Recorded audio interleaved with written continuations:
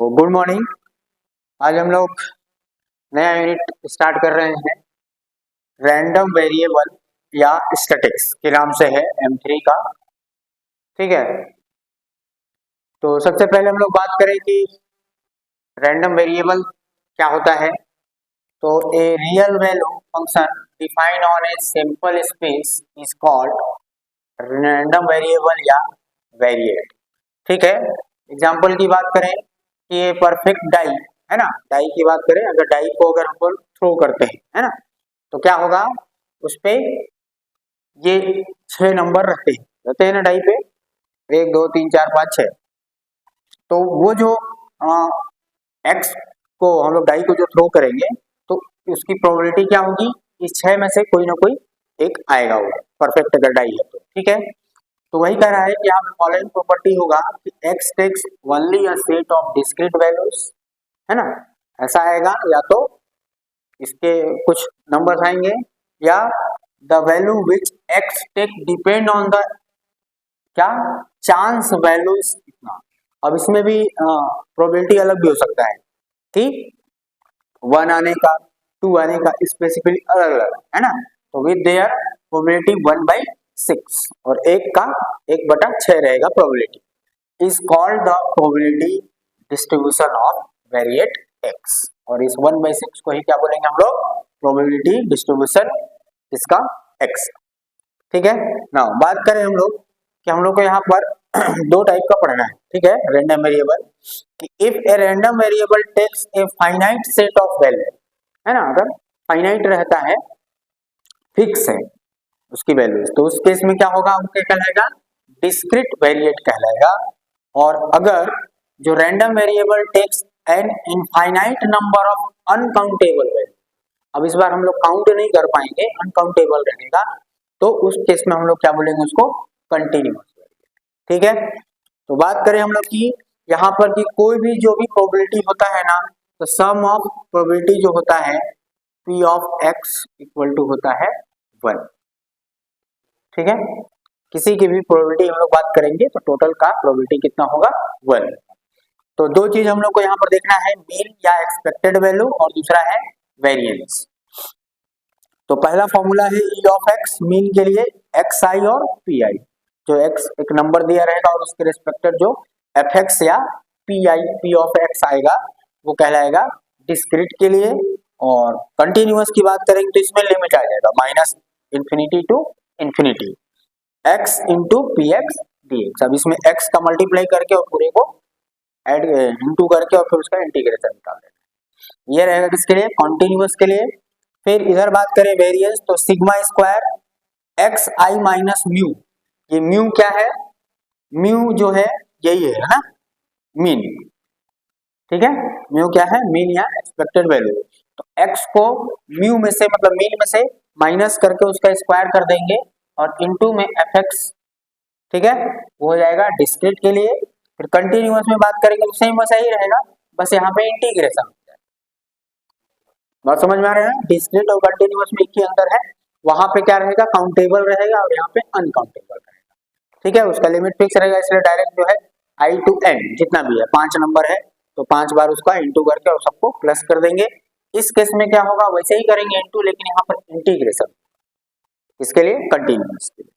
और बात करें यहाँ पर सिग्मा क्या है, तो सिग्मा जो है क्या है, SD स्टैंडर्ड डेविएशन। तो ये तीन चीज ही निकालने को आता है। ठीक है, तो एग्जांपल देख लेते हैं, न्यूमेरिकल में आ जाते हैं हम लोग कि ए random variable x has following probability function, table एक दिया हुआ है, x की वैल्यू दिया है 0 to 7 और p ऑफ x दे दिया है वैल्यू।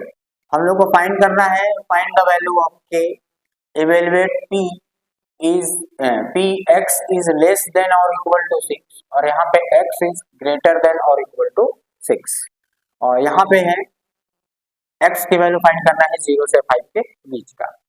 तो सबसे पहले हम लोग अगर जानते हैं कि अगर ये रैंडम वेरिएबल है तो समेशन ऑफ px मतलब प्रोबेबिलिटी जो होगा वो कितना होगा, 1 होगा। ठीक है, तो इधर समेशन ऑफ px कर लेते हैं तो क्या हो जाएगा, 0 plus k plus 2k plus 2k plus 3k plus k square plus 2k square plus 7k² plus k equal to 1 होगा। अब इसको सॉल्व करके हम लोग k की वैल्यू फाइंड कर लेते हैं। तो क्या हो जाएगा 7k² 2 9 1 10 है ना, 10k² और k वाले की बात करेंगे तो कितना हो जाएगा 2 2 4 3 7 1 8 और 1 9 आएगा ना 9k और 1 उधर है, 1 को इधर ले आते हैं तो इक्वल टू में 0। ठीक है, अब इसको मिडिल टर्म को स्प्लिट करके सॉल्व कर लेते हैं। तो 10k² ये हो जाएगा हम लोग का प्लस 10k और माइनस k, ऐसा स्प्लिट कर देंगे मिडिल टर्म को। 10k कॉमन ले लेते हैं फर्स्ट से, तो यहाँ बचेगा k प्लस 1 और माइनस 1 कॉमन ले लेते हैं तो k plus 1 equal to 0। k plus 1 दोनों से कॉमन ले लेंगे तो क्या मिल जाएगा 10k माइनस 1, तो k की दो वैल्यू आ जाएगा, एक -1 आएगा और एक आएगा k इक्वल टू 1/10। ठीक है, तो माइनस में होगा नहीं प्रोबेबिलिटी। ठीक है, तो सीधे सीधे क्या हो जाएगा 1/10 है ना, तो k की वैल्यू आ गया, पहला वाला हम लोग का बन गया। अब सेकेंड की बात करें हम लोग, सेकेंड वाला क्या बोल रहा है कि p of x is less than और इक्वल टू 6। ठीक है, तो क्या करना है हम लोग को 6 ये रहा है ना, इस 6 के इक्वल भी होना चाहिए और वहां से कम होना चाहिए, उसको ऐड कर देते हैं। तो उसको ऐड करेंगे तो कितना मिल जाएगा p x is less than और इक्वल टू 6, तो 0 plus k plus 2k plus 2k plus 3k plus k² plus 2k², तो क्या मिल जाएगा 3 2 5 2 7 1 8 8k प्लस 3k² है ना। k की वैल्यू रख देते हैं 8 इंटू 1/10 प्लस 3 इंटू 1/10 का स्क्वायर। अब इसको कैलसी में सॉल्व कर देंगे, कितना आ जाएगा 2 चौके 8 2 पंचे 10 4/5 हो गया और ये हो जाएगा कितना 3/100 है ना, तो एलसीएम हो जाएगा 100, यहाँ हो जाएगा 20 चौके 80 प्लस में 3 तो 83/100, तो 0.83 आ जाएगा समथिंग है ना, ये आएगा ना। ठीक, सेकेंड वाला बोल रहा है क्या p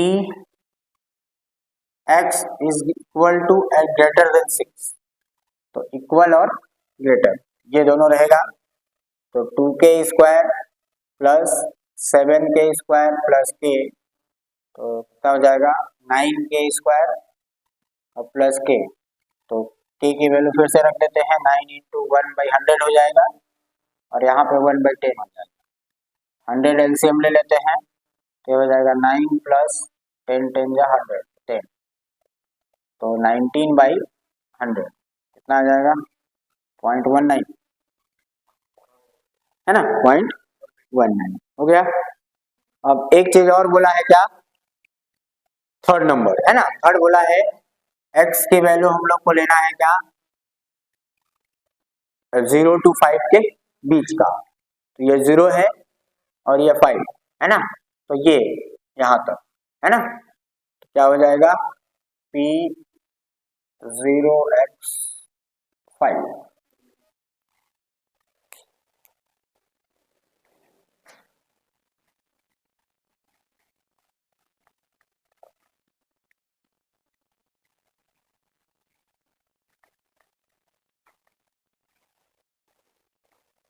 तो ये वाला वैल्यू देख लेते हैं, क्या हो जाएगा k plus 2k plus 2k plus 3k है ना, 5 को लेना नहीं है, इक्वल नहीं है इसलिए नहीं लेना, उसके बीच का ही लेना है, तो ये हो जाएगा 4 5 और 3 8 8k है ना, 8 इंटू 1/10 कितना हो जाएगा 4 5 4/5 है ना, सॉल्व कर देते हैं तो 0.58 जा 40, तो ये हो गया हम लोग का आंसर। ये डिस्क्रीट का क्वेश्चन था, अब एक हम लोग कंटिन्यूअस का देखते हैं, है ना। तो नेक्स्ट क्वेश्चन है पिछला हम लोग डिस्क्रीट का देखे थे, अब कंटिन्यूअस का देख लेते हैं कि probability density px of a continuous random variable is p of x equal to y of 0 e to the power minus mod of x और minus infinity to infinity, prove that y is equal to 1/2, find the mean and variance. पहले तो prove करना है हम लोग को y0 या y0 की वैल्यू और देन मीन और वेरिएंस फाइंड करना है। बहुत इंपॉर्टेंट क्वेश्चन है और ये आता है ना। बाय डेफिनेशन ऑफ प्रोबेबिलिटी, है ना, क्या होता है, जो पूरे का होगा minus infinity to infinity y0 e to the power minus x equal to 1, sorry dx, यही होगा, है ना। टोटल जो है कितना होता है, minus infinity to infinity p of x dx equal to 1। तो यहां से अब इसको इंटीग्रेट करना है, ठीक है। इसमें एक चीज ध्यान रखना है हम लोग को, क्या रहता है कि अब यहाँ पे मॉड दे दिया है। मॉड के मतलब क्या होगा कि अगर मॉड हम लोग प्लस रखते हैं तो माइनस हो जाएगा, तो इसको हम लोग स्प्लिट कर लेते हैं दो पार्ट में ना। कैसे, तो y0 बाहर कर लिए, माइनस इंफिनिटी टू 0 और e टू दी पावर, इस बार क्या आएगा, माइनस इंफिनिटी से 0 मतलब x की वैल्यू क्या है माइनस में, तो माइनस माइनस क्या हो जाएगा, प्लस हो जाएगा। दूसरा बात करेंगे y ऑफ 0, इस बार 0 टू इंफिनिटी, तो इस बार क्या होगा, अब x की वैल्यू ऑलरेडी अंदर में प्लस में है तो प्लस और माइनस माइनस हो जाएगा। क्लियर है, बस यहाँ पे एक चीज ध्यान रखना है ना, प्लस और माइनस।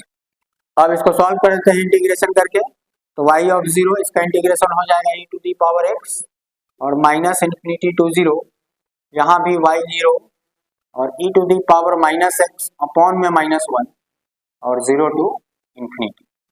y0 दोनों में है तो इसको बाहर ही रख लेते हैं। यहाँ पर अब एक बार अपर लिमिट और माइनस लोअर लिमिट, यहाँ भी वैसा ही, तो minus e to the power minus infinity और minus minus plus e to the power 0 होगा ऐसा। तो ये तो 0 हो जाएगा, e टू दी पावर 0 की वैल्यू 1, 1 और 1 2 हो जाएगा, तो 2y ऑफ 0 इक्वल टू 1 और y0 इक्वल टू 1/2। तो ये जो पहला हम लोग को बोला था प्रूफ करने को, वो हम लोग का प्रूफ, ठीक है। अब बात करें मीन, है ना, तो मीन निकालना है। मीन के लिए फॉर्मूला हम लोग क्या देखे थे कि minus infinity to infinity x into p x dx, ये देखे थे। तो x साथ में इंटू हो जाएगा, तो minus infinity to infinity x into कितना है y of 0 e to the power minus mod of x dx। अब यहाँ पे y0 की वैल्यू हम लोग के पास गिवन है, चाहे तो उसको लास्ट में रखें या लास्ट में रखें, है ना, कोई दिक्कत नहीं है। तो पहले तो फिर से इसको वैसे ही स्प्लिट कर लेते हैं, y0 को बाहर करके और एक बार माइनस इंफिनिटी टू 0, तो x e to the power plus x dx होगा, और दूसरा वाला जब 0 टू इंफिनिटी लेंगे तो क्या होगा, x e to the power minus x dx होगा ना। y0 इसका इंटीग्रेशन फर्स्ट टर्म और सेकेंड टर्म, यहाँ भी वैसे ही फर्स्ट टर्म और सेकेंड टर्म, ठीक है। तो क्या हो जाएगा, first term as it is, second का इंटीग्रेशन माइनस पूरे का differentiation d by d x का और e to the power x dx और dx, है ना, ये पहला टर्म का होगा इसका, ठीक है। तो इसका जो है लिमिट रहेगा minus infinity to 0 plus second वाला टर्म, तो सेकेंड वाला टर्म में क्या हो जाएगा इसमें भी, तो x e to the power minus x dx minus d by d x और e to the power minus x dx और dx, और इस पूरे का लिमिट रहेगा 0 to infinity और ब्रैकेट क्लोज। ठीक है, सॉल्व कर देते हैं इसको। क्या मिल जाएगा, y ऑफ 0 बाहर और x e to the power x है ना, माइनस यहाँ पे x का डिफरेंशिएशन हो जाएगा 1 और e to the power x का e to the power x आएगा, लेकिन फिर से उसका इंटीग्रेशन होगा तो e to the power x ही आएगा, है ना। तो डायरेक्ट कर लेते हैं e to the power x और लिमिट रहेगा माइनस इन्फिनिटी टू 0। सेम वैसे ही इसमें भी करते हैं तो x है ना, और इसका लेकिन इंटीग्रेशन आएगा e to the power minus x upon में माइनस 1। ठीक, और माइनस यहाँ पे x का फिर से 1 हो जाएगा, इसका इंटीग्रेशन आएगा e to the power x upon में माइनस 1। तो उसका जब बाहर निकालेंगे तो प्लस हो जाएगा, फिर उसका इंटीग्रेशन होगा तो क्या होगा, माइनस, मतलब माइनस ही आएगा और e to the power minus x रहेगा और 0 टू इंफिनिटी। अब लिमिट को रख लेते हैं, तो यहाँ पे जब 0 रखेंगे पहला वाला लिमिट, तो 0 के कारण ये 0 हो जाएगा, इन्फिनिटी रखेंगे तो भी 0 हो जाएगा। बात करें इसमें तो e टू दी पावर 0 मतलब minus e to the power 0 वाला टर्म बचेगा। यहाँ पे माइनस है और फिर से यहाँ पर पहले इन्फिनिटी रखेंगे तो वो टर्म तो गायब हो जाएगा, इसमें भी और इसमें भी। लेकिन जब 0 रखेंगे यहाँ तो ये 0 के कारण क्या हो जाएगा, 0 हो जाएगा। लेकिन यहाँ पर जब minus minus plus lower limit, तो ये प्लस हो जाएगा कितना, e टू दी पावर 0, यही आएगा ना। तो क्या हो जाता है, ये 0 है ना, ये दोनों कैंसिल हो जाएगा, तो y 0 इंटू 0 यानी कि 0। तो मीन हम लोग का आ गया क्या, 0। ठीक, अगला क्या बोला था, वेरिएंस। ठीक है, तो नेक्स्ट देख लेते हैं वेरिएंस। वेरिएंस के लिए क्या फॉर्मूला था, हाँ, sigma square equal to minus infinity to infinity x minus mu का स्क्वायर और px या fx जो भी दिया हुआ है dx। तो फर्क नहीं पड़ेगा इस बार भी, क्योंकि म्यू जो है, म्यू की वैल्यू पहले से 0 आ गया है, तो उसमें स्क्वायर करने x माइनस 0 का ही स्क्वायर होगा वो, तो मतलब फाइनली x का ही मल्टीप्लाई होगा px, होगा कि नहीं। तो क्या मिलेगा, लेकिन एक चीज आएगा, स्क्वायर हो जाएगा, होगा ना, जैसे x माइनस, उसको रख लेते हैं, तो इसको फिर से हम लोग वैसे ही स्प्लिट कर लेते हैं, माइनस इन्फिनिटी टू 0 है ना, x माइनस म्यू का होल स्क्वायर और px मतलब y0 e to the power plus x, ठीक है, plus 0 to infinity x minus mu का मतलब 0 का ना, 0 रख ही लेते हैं, 0 का स्क्वायर, यहाँ भी 0 का स्क्वायर और e to the power minus x और y0 dx। क्लियर है, तो x स्क्वायर बचेगा, क्या बचेगा, और y0 को दोनों से फिर से कॉमन ले लेते हैं और minus infinity to 0 x square e to the power x dx और प्लस यहाँ पे भी 0 to infinity x square e to the power minus x dx। अब इसको सॉल्व कर लेते हैं।